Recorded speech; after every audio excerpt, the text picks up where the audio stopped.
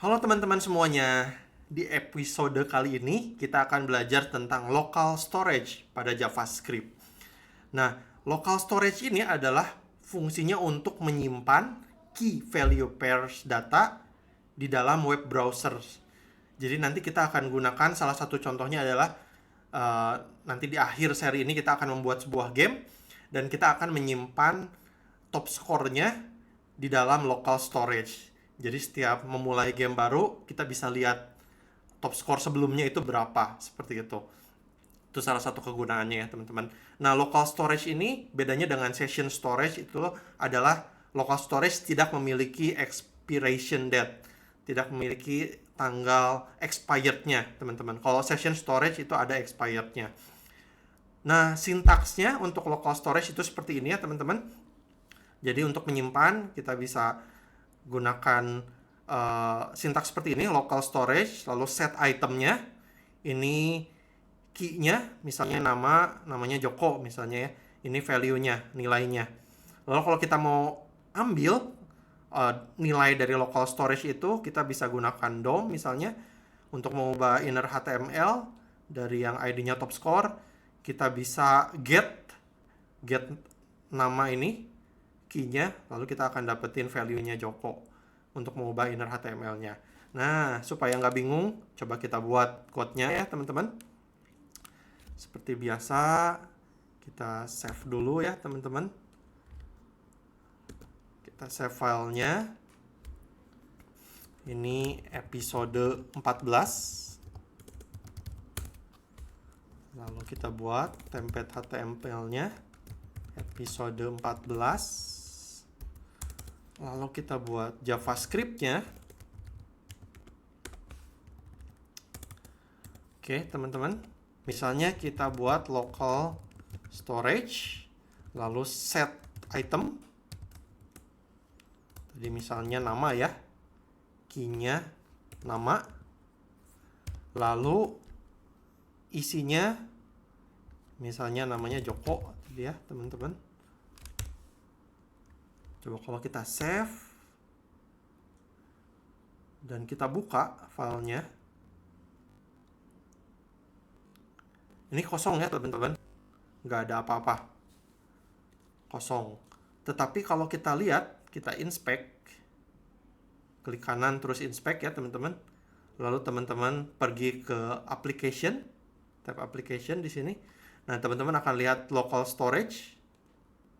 Kalau teman-teman klik file di sini, nah kita bisa lihat ada key-nya di sini nama, value-nya Joko ya teman-teman.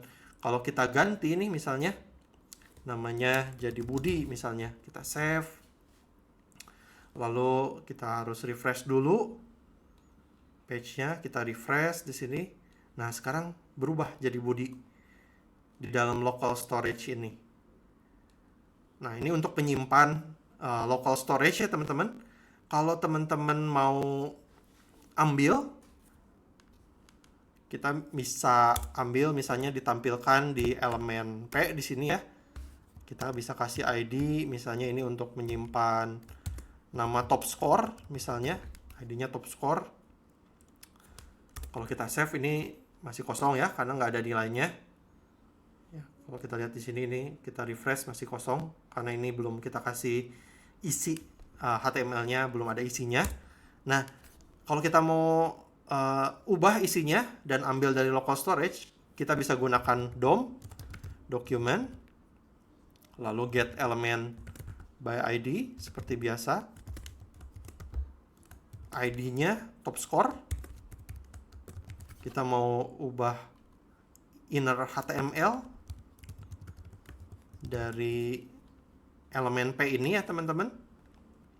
Lalu nilainya kita mau get item. Dari local storage. Kita mau get item, teman-teman. Get item. Untuk get item cukup key-nya apa? Misalnya kita mau ambil get item nama ya, teman-teman. Oke, contohnya seperti ini. Kalau kita save, lalu kita refresh, nah keluar di sini ya.